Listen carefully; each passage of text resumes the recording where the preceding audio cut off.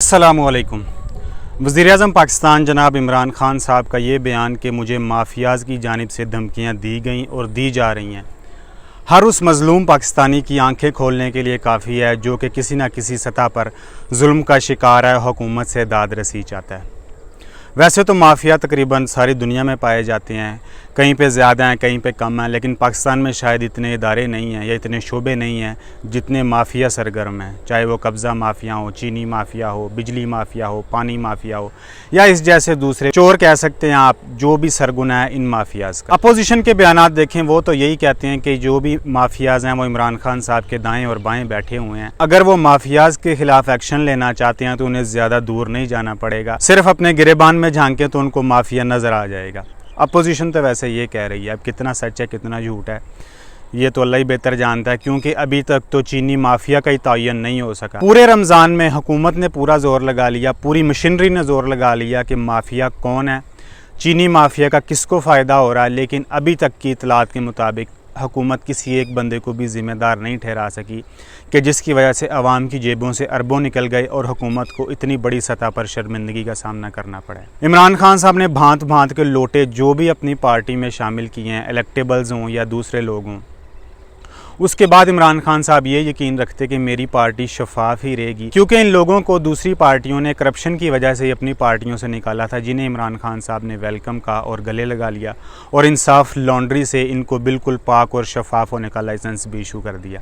तो कैसे हो सकता था कि ये अपने पर पुर्जे ना निकालते हुकूमत में रहने के बावजूद और हुकूमत को नाकान पहुंचाते और आवाम की जेब से पैसे ना निकालते। और इमरान खान साहब इतने मासूम हैं, उनको बाज़-औक़ात पता ही नहीं लगता। उनके बयानात देखें तो वो तो यही कहते हैं, मुझे ये खबरें टीवी से मिलती हैं और मुझे तब पता चलता है फ़लाँ शोबे में फ़लाँ इदारे में ये जुल्म हो रहा है, ये ज़्यादती हो रही है, तो मैं अंदर अंदर कुड़ता हूँ या अपनी खातून अव्वल जो मेरी वाइफ है उनको बताता हूँ कि ये इस तरह काम हो रहा है। वो मुझे याद दिलाती हैं कि आप वज़ीर-ए-आज़म हैं तो ये काम है आपका कि आप इन लोगों के खिलाफ एक्शन लें। वो कहते हैं मुझे तब पता चलता है। ज़्यादा बड़े माफियाज़ की तरफ नहीं जाते, खाली चीनी स्कैंडल ही की बात करें तो पहले इन माफियाज़ ने क्या किया है कि हुकूमत से सब्सिडी लिया कि हम आवाम को सस्ते दामों चीनी मुहैया करेंगे।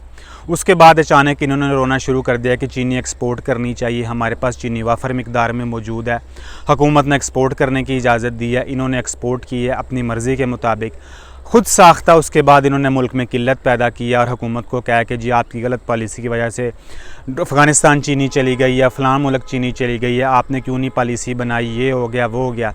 हुकूमत को फिर मजबूर किया चीनी इंपोर्ट करने पे, फिर हुकूमत ने ज़र मुबादला लगाया, ये किया वो किया, फिर चीनी महंगे दामों आवाम तक पहुंची। इस सारे सर्कल में नुकसान हुआ है तो हुकूमत का हुआ है और आवाम का हुआ है। फ़ायदा किसको हुआ है? इन माफिया को फ़ायदा हुआ है, और थोड़ा बहुत नहीं अरबों रुपए का फ़ायदा इन्होंने खाली चीनी के स्कैंडल में उठाया। और सितम ज़रीफ़ी देखिए कि हुकूमत किसी एक बंदे को भी मोर्दे इल्ज़ाम नहीं ठहरा सकी अब तक की इतलात के मुताबिक कि इस बात का ज़िम्मेदार कौन था। तहकीक चल रही है, तहकीक चल रही है, तहकीक चल रही है, इस तहकीक का एंड क्या होगा कोई अभी समझ नहीं आ रही। अब आते हैं दूसरे बयान की तरफ, जिसमें लाहौर हाई कोर्ट के चीफ जस्टिस साहब ये फरमा रहे हैं कि मुझे रिटायरमेंट के बाद पुलिस से ही ख़तरा है, मेरी जान को भी ख़तरा है, क्योंकि इन्होंने मुझे तंग करना है। ये कोई आम बंदा बात नहीं कर रहा, बल्कि चीफ जस्टिस साहब खुद फरमा रहे हैं पुलिस के बारे में।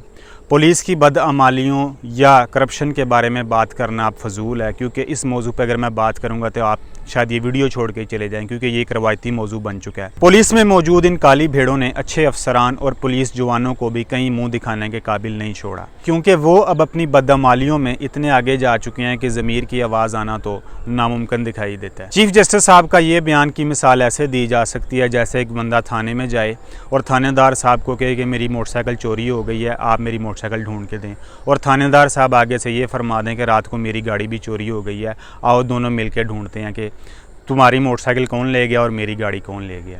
इस वाक़े की मिसाल तो इसी तरह फिट बैठती है कि जब कानून के सरबराह का ये हाल है कि वो कानून के बारे में ये हुक्म दे रहा है, फिर आगे और पीछे क्या रह जाता है। पुलिस में मौजूद काली भेड़ें जब अपने अफसरान और इन जैसे मुअज़्ज़िज़ जज साहबान के साथ ये सलूक कर रही हैं तो आम लोगों के साथ उनके सलूक का क्या लेवल होगा आप खुद इमेजिन कर सकते हैं। इमरान खान साहब का वो बयान और चीफ जस्टिस साहब का ये बयान, आप दोनों बयानों को सामने रख के तज्ज़िया खुद कर सकते हैं। बाकी अल्लाह रहम करे इन दोनों साहिबान को, जो भी लोग तंग कर रहे हैं, अल्लाह उनको उनके अंजाम तक पहुँचाए। बाकी अपना ख्याल रखिएगा। टेक केयर, अल्लाह हाफिज़।